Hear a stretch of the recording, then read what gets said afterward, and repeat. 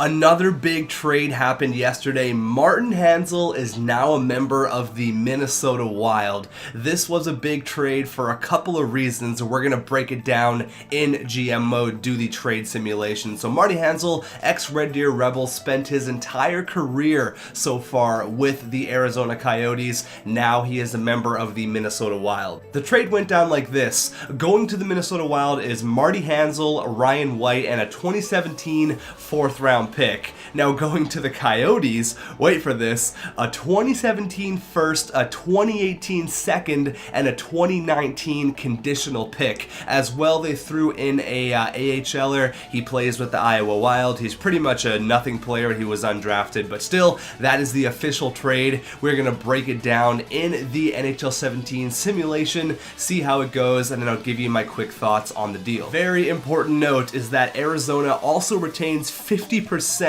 of Marty Hanzal's cap.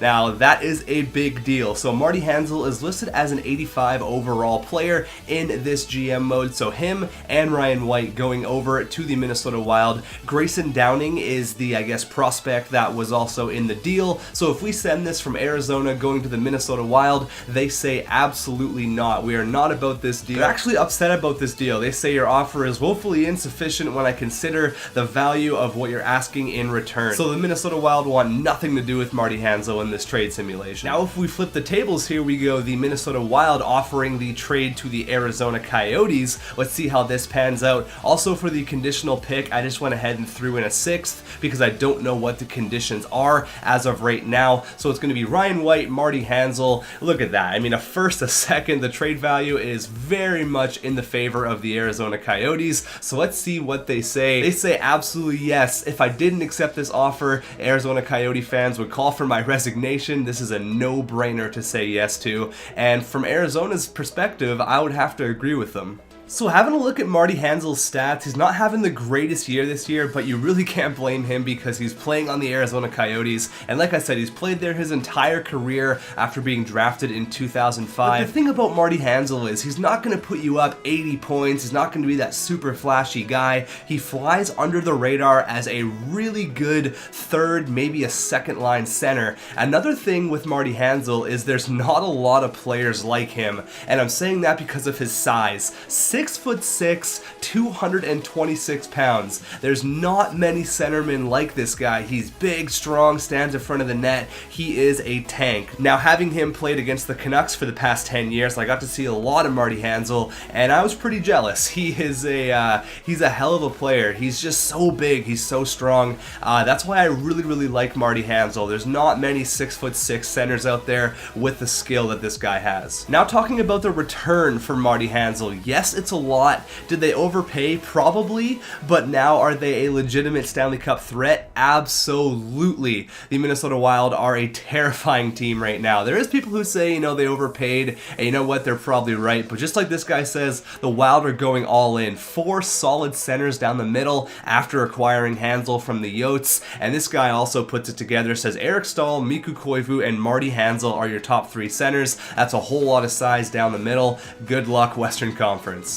Now here's just a look of what could be the Minnesota Wild roster after the Hanzal trade. Now I'm not an expert on their lines. I would assume they play Stahl in the middle and Granlund on the wing. I just went best lines, but you see here Parise, Koivu, Niederreiter, Coyle, Granlund, Stahl, Zucker, Hanzal, Pominville, Stewart, Howla, and now Ryan White's in there, but I'm not sure if he's actually going to play. Again, I just went best lines, so let me know what you think the lines are going to be like for the Minnesota Wild, but just looking at that is just terrifying.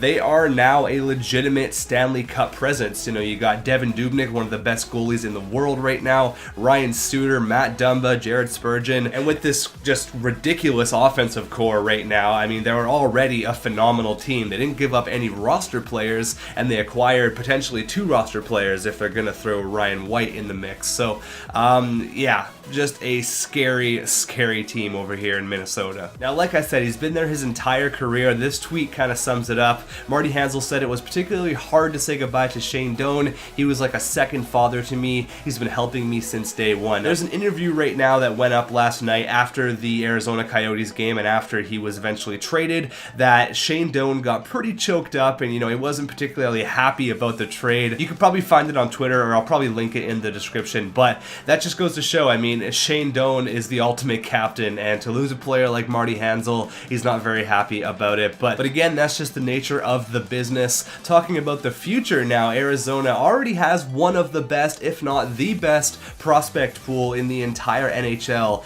In 5 years, this team is going to be ridiculous. You got prospects like Dylan Strome, Christian Dvorak, Clayton Keller, Anthony DeAngelo, Lawson Krause, Brandon Pierlini, Jacob Chychrun. It seriously goes on and on and on. Now, acquiring those picks from the Wild is a pretty crucial piece for Arizona. They get more picks for the next draft, and they're setting up for the future. So if I had to give a thumbs up for anybody, I'd give it to the Minnesota Wild. Now, again, I like the trade for the Arizona Coyotes, building for the future, getting rid of some of their assets right now. They're not going to be a playoff team, so why hang on to Marty Hanzal? One more thing I want to note is that Marty Hanzal's on a pretty good contract, plus they retained 50% of his salary for this entire year. So I guess they have a couple of options. They could strictly use him as a rent-a-player for the entire postseason, go all in, try to win a Stanley Cup. B, they could do all that, plus they could re-sign him, which I think that's probably the better option. I could see Marty Hanzal sticking around in Minnesota for quite a long time, especially with the team that they have. Just to me, it seems like he just kind of fits. He's kind of the perfect Minnesota Wild, so I think he's going to be re-signed. Let me know what you think. And to have him on a team that already has players like Granlund, Suter, Dubnyk, Stahl, Mikko Koivu, Granlund, the Wild are a legitimate Stanley Cup threat. So the thumbs up, the winner goes to the Minnesota Wild, but I understand and I like the trade for both sides. Let me know your thoughts in the comments down below. The comment section has been awesome on all these trade breakers, so keep it going down there, and I will see you once the next trade hits.